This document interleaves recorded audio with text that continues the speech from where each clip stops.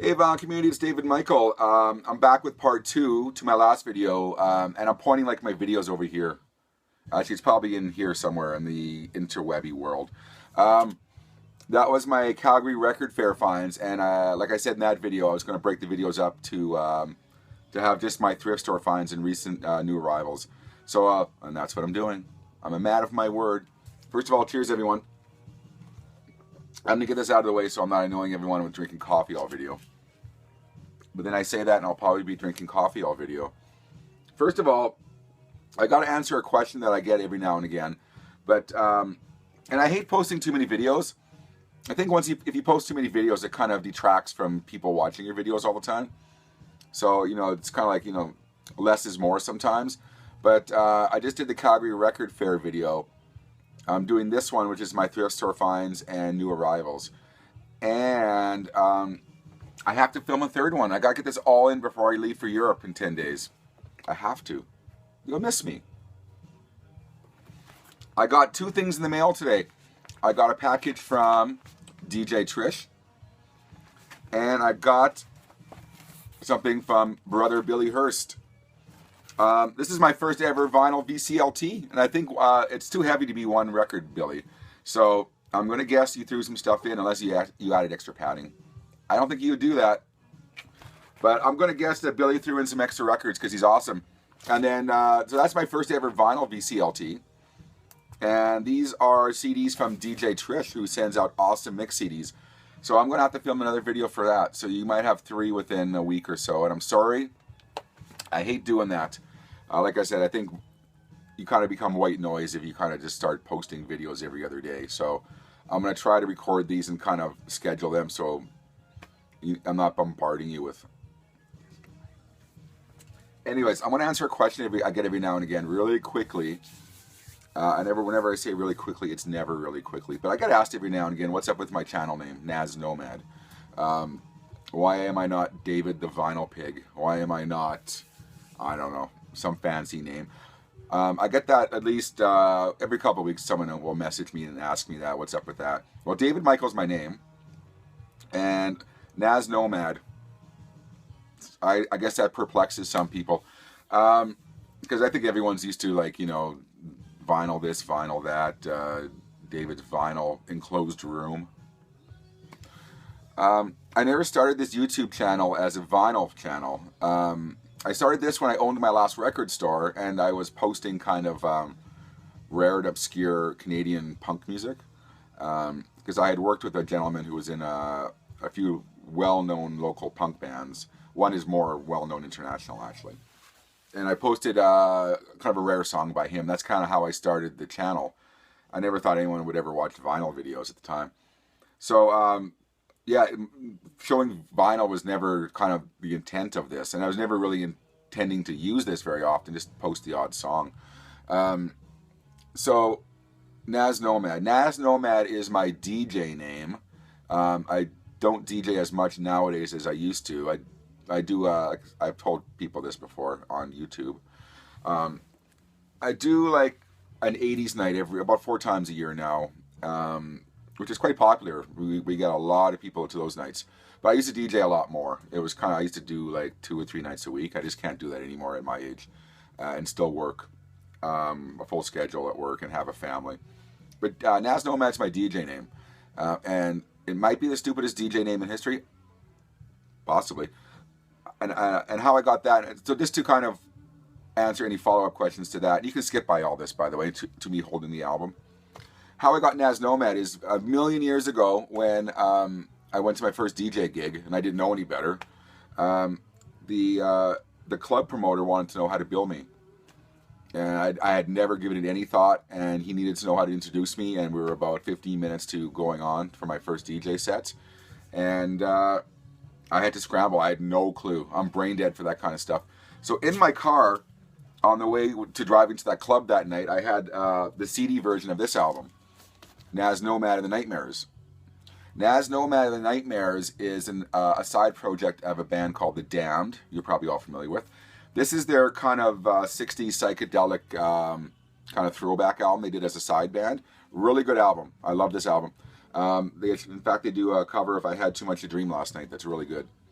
Anyways, that was in my car playing on the way to the club, and I kind of just said Nas Nomad, and I added, I think I added a Z, and there you go, Nas Nomad, and it's kind of stuck. And when people see me on the street sometimes from DJing, they call me Nas.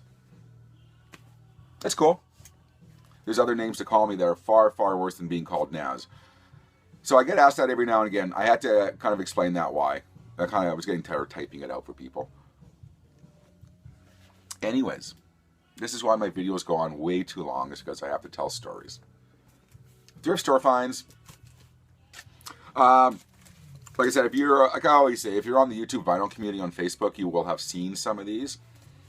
But I'm getting right to it. I found a copy of Peter Gabriel 1977 for $1. Like I said, if you saw this on the YouTube vinyl community on Facebook, you have known that the cover was absolutely just trashed with stickers. I think it was an ex-library copy, possibly. But it had sticker residue everywhere and half-ripped labels. And I gave it some good elbow grease, and I got it clean. I'm getting pretty good at that kind of stuff. So I got a copy of Peter Gabriel. A pretty nice copy now that I cleaned it all up for $1. Dwight Yoakam, just looking for a hit. This was at a new thrift store I've never been to, and apparently no one really knows about it in my city. But it's a huge thrift store that they had lots of vinyl, but it was all complete shit. And they had maybe 2 things of interest, and this was one of them. And this was 80 cents. Why 80 cents? I have no clue why. It was such an arbitrary price. But I didn't have this one. For Dwight Yoakam, I'm kind of just familiar with his, guitarist Cadillacs and Hillbilly Deluxe albums, which I do have. But beyond that, I can't say I'm familiar with Dwight Yoakam stuff other than those 2 albums. I put this on, posted it on the YouTube vinyl community, and I had a lot of positive comments about this is a really good album. Billy Hurst was saying that. A few other people were saying it's a really good album. And it is. It's a fantastic album. I'm not as up on country music as a lot of you are. It's kind of a passing interest. I have things that I like. And because I worked in a record store called Megatunes, I'll let you know that, for 10 years. I managed that store in Edmonton. We sold a lot of country, folk, roots, blues, jazz. And Dwight Yoakam's one of those people that I would kind of get exposed to. So when I see these albums, 10 years ago I wouldn't have picked these up. But now I am. And I was so surprised how good this album is. If you've not heard this album, and if you have any interest in Dwight Yoakam, outside of those 2 albums I mentioned already, I highly recommend this one. Just looking for a hit. 80 cent find. There you go. Tony OK, Life in the Food Chain. That was a dollar store pickup. It has a little bit of gas odor. It does. Not too bad. But what I do sometimes is I put bounce sheets, those dryer sheets. I'll line them here and I'll line them there and I'll file the record away. And a lot of times it gets rid of a lot of the gas smell. That should be its own video right now. David's tips how to get gas smell out of vinyl. But Tony OK, some of you might know this album. It's a pretty decent kind of 80s album, although it's not that new wavy stuff. But I'll give it a punt for $1. If not, I'll pass it along. I was excited to find this one because it's in such nice condition, and it's an original pressing of, I believe, it's the first Chilliwack album. 1969, I believe, 1970. How about I show it to you all? It's a really, it's not like their 80s gone, she's been gone so long kind of stuff. It's on original on Parrot London Records, if you can see. And it's actually a really good kind of rock, folk, psych influenced album. I was really surprised how good this album was. So I believe, like I said, don't quote me on this because you all know I don't do my research. Well, I do some research, but I don't rehearse these videos. I don't really look back too much at the history of. But drawing on my memory, I believe this is the first Chilliwack album. And it's actually really good. So that was a $1 find. And I believe this is my last 2 finds, thrift store finds, and we'll do a 2-for-1 here. Pete Townsend, Empty Glass, and All the Best Cowboys Have Chinese Eyes. That's a mouthful, isn't it? I've had these in my collections over the years, and I've kind of passed them along. But like I've said many times in other videos lately, some of these ones that I'm passing along, as I'm getting to the end of my run of selling at record fairs, A lot of these things are going to be staying in my collection now, and these are two that definitely will. I know I seem to name drop the same people all the time, so I apologize. But Jeff Party, I believe he is a big fan of this album. And I've heard it 100 times, but can't say I've actually sat and listened to it all the way through. I did, and yeah, despite not really having your recognizable kind of radio hits like this one does, like Rough Boys and Let My Love Open the Door, this is actually a super good album. So that was $2 total. There you go. My dogs are barking, you have to ignore them.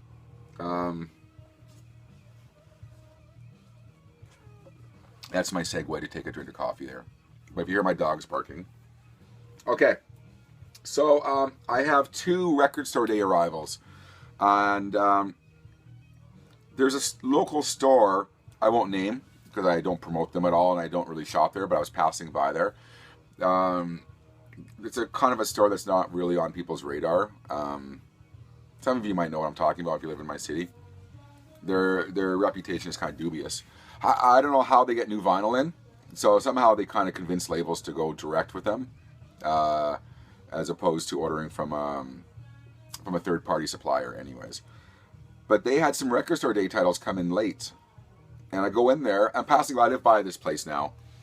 And I'm passing by, I had to pick up some prescriptions in the mall there. And I walked by there and they had some record store day titles on their wall, which is odd because they're just kind of all used primarily. One of them was this one, and if you recall my record store day video, was kind of lamenting how I didn't pick this one up because I couldn't afford it. And they had David Bowie, the Bow promo box, which ended up to be half price to what it was selling for. So I'm not going to say these guys are the most knowledgeable people on earth. They're nice enough people. No critique on them as people. But I'm not sure if they thought, well, it came in late, no one's going to want it, we'll mark it down. That was half price to what it was selling for. So I got the David Bowie Bow promo box set record store day. And because I always say I'm a cheap bastard, I will pay half price for that one. So I haven't opened it yet. I will open it. I'm not the kind of guy who's going to keep it sealed and flip it. I open all my record store day stuff and I keep them. My next record store day arrival I had to get from Europe, and I'm thinking it was Greece actually. I don't know why this store in Greece had a copy of it, but it was from a third-party seller on Amazon, Germany. This was actually one of my most wanted record store day titles, but it was Europe only. Not the most popular thing on earth, so no one in my city imported it. But man, I'm so happy to have this, and every time I mention this band, I don't seem to get any response at all. So I'm going to take it as said that nobody's really a Golden Earring fan, which is fine. I'm not doing this for popularity, and you know, if you don't like it, you don't like it. I'm a massive Golden Earring fan. Like, I love them. But Bloody Buccaneers was released on Record Store Day in Europe only, and I believe it was 2000 limited. This is a gold stamp number 980. And if I have to do an edit and go up and tell my dogs, I'll be very upset. But this is a gold vinyl.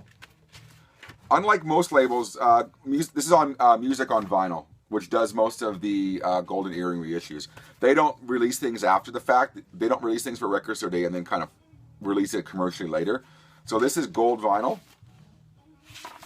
And just a beautiful laminated cover. And the fact that Music on Vinyl did it, my favorite reissue label, the quality is absolutely phenomenal. I believe this might be first time on vinyl for this. Sorry, get the glare off of it. But I would say this is probably their last, I would say, I hesitate to use the word great. In the terms of a Golden Earring fan, it's a great album. It's definitely allowed for Golden Earring. They were never kind of a true rock band because they kind of mixed in other influences like prog and psych and just other weird things. But this is their last great kind of loud guitar album. And then they kind of veered off into other stuff, which I'm not really a fan of their kind of newer stuff. But anyways, Bloody Buccaneers I got, and that was a Record Store Day arrival from Greece, actually. And I gotta get the cover off, show it once more time. I'm so happy to have this album. This and the T-Rex that I showed one of my other videos was probably my most wanted. There you go. New arrivals. I'm gonna try to blow through this here. grab a big stack here. This came in the mail today. This was a pricing fuck up on Amazon UK. Some people had told me on the YouTube vinyl community that they had taken advantage of it too, but somehow this was, for a couple hours, this was on for £3. And I had a credit actually on Amazon UK, so I got it really for free. The new Depeche Mode 12-inch single, Where's the Revolution? It's a double vinyl. I've heard of some of the remixes off of these. I'm not the biggest fan of some of the remixes I've heard already. But with Depeche Mode, like I've told some of you already, I collect everything. My Depeche Mode collection is ungodly huge, and like I said, I'm going to Europe to see them in 10 days, so I'm a massive fan. I have to have it. And for essentially free, I had to, I think I had to pay maybe £1 or something like that. So that came in the mail today. So I'll wait till my wife gets home, who's a massive, massive Depeche Mode fan, and we'll play this. Although I don't know if I can weather 1, 2, 3, 4, 5, 6, 7, 8, 9. I don't think I can weather 10 remixes of this song. But we'll put it to the test and we'll see. All right. 3 huge ones that came out, I want to say a week and a half ago. I can't remember now. But the latest Tragically Hip reissues came out. Day for Night. Probably all in all my favorite Tragically Hip album. I think they're releasing these in chronological order, so they stopped with Fully Completely. And I think these 3 were the most highly anticipated albums because these are the 3 hardest ones to get original copies of. In fact, original copies will go for $200 plus, and I've seen them go for $200 plus. So Day for Night, they were on Saturday Night Live promoting this album with Dan Aykroyd hosting, I believe. Go look it up. When that episode aired in Canada with them doing Grace 2 and what else did they do? They did Nautical Disaster. I think Canada stopped and your hair on your arms raised because it was such a monumental moment to have the Tragically Hip on Saturday Night Live. An amazing performance too. So Day for Night came out and I cracked that one first thing and I've played it I don't know how many times recently. Second one that came out was Live Between Us, which was their live album. I believe it was recorded mostly in Detroit, if I'm not wrong, or if I'm not mistaken. Anyways, by the way, for you who don't know the Tragically Hip, they're probably all in all the most popular Canadian band in history. You might argue Rush or maybe someone else. But to a lot of people, like I said before, they kind of are Canada. They represent Canada. And in here, they play out, they sell out arenas. They headline festivals here on their own. They're, like I said, they're huge if you don't know them. But this is their live album. That was the second one that came out in the latest reissue series. And then Trouble at the Hen House. That was the third. The big song on here was probably Ahead by a Century. Although a lot of the songs on here are still mainstays on Canadian radio. And to me, this is probably maybe their last great album. After that, they had a lot of good albums. To me, this was their last great album. Maybe Phantom Power, the one that came after this one, I believe. Maybe that was their last great album. But those were the 3 latest ones in the Tragically Hip vinyl reissue series. I'm getting to the end, I swear to God. I swear. I picked this up for like $15. Fleetwood Mac, Live 75 at the Capitol Theater, Passaic, New Jersey. Now this one has circulated in, this is a bootleg. This one has circulated in bootleg form for years and years and years. The difference with this one is the reissue company, this is one of those reissue companies that does those dodgy jazz ones that actually turn out to be sometimes really good. They actually went through and they cleaned this one up really good. So this is the first lineup of Fleetwood Mac after, the first tour after Lindsey Buckingham and Stevie Nicks joined. And you can tell they weren't a hit. They were playing a theater. Like I said, they hadn't hit it big by this point. And a lot of the songs are older songs pre-Buckingham Nicks. The only songs you might recognize if you're like a Buckingham Nicks fan is they do Landslide and Rhiannon and Landslide they do. And most other songs are kind of like Peter Green or Bob Welch era tunes. But that was like $14.99. And it's actually, I've heard a few versions of this bootleg. This is by far the best. So if you see this kicking around Amazon or somewhere, and you're a Fleetwood Mac fan like I am, I highly recommend this version of the Capitol Theater bootleg. It's a radio. It was a radio broadcast, but someone went through and they really cleaned it up really well. I think this is my last one. Yes, it is. And I can't remember if I showed this on another video, and I hate watching through my other videos. So if I am repeating myself, I apologize. But finally, I have an original version of this, which I will pass along now because I'm starting to get rid of a lot of my multiple copies of things. Unless it's Kiss, I gotta have multiple Kisses. U2 had to dismantle an atomic bomb. This reissue came out 10 days ago or so, 2 weeks, I don't know, depending on when I post this video. And I have to say, this new pressing kicks the holy shit out of the last one. The pressing is phenomenal on this one. And I'm not an audiophile, like I said before. I don't have dog hearing, and all this, people talk about the sibilance and all that. I'm not doubting people can pick that stuff up. I just can't. Working in record stores, having gone to 1,000 punk shows as a kid, right up next to the speakers, and I booked bands at a big club here for 10 years. So I went to 1 million sound checks, way too close to the speakers. I can't hear maybe some of the frequencies you're hearing, but to me, this is just a phenomenal pressing. And unlike the first one, they threw in a big booklet. So there's photos I don't care about. I'm not a 14-year-old girl really who's into Bono. But the booklet's nice, actually, as far as photo booklets go, and there's lyrics and all that. So in this case, I don't mind passing along my original pressing because they actually did a way better version, or a better pressing on this one. So that is my last new arrival. Anyways, so I have a VCLT video to film because 2 things came in the mail today. Billy and Trish, if you're watching this one, thank you. I'm going to film that video and I'm going to post it. It's going to be some cool stuff, so you'll want to see that one. I've been dragging this on too long. This has been David Michael from the vinyl community. Thank you for watching my newest video of thrift store finds and new arrivals. Take care, everyone.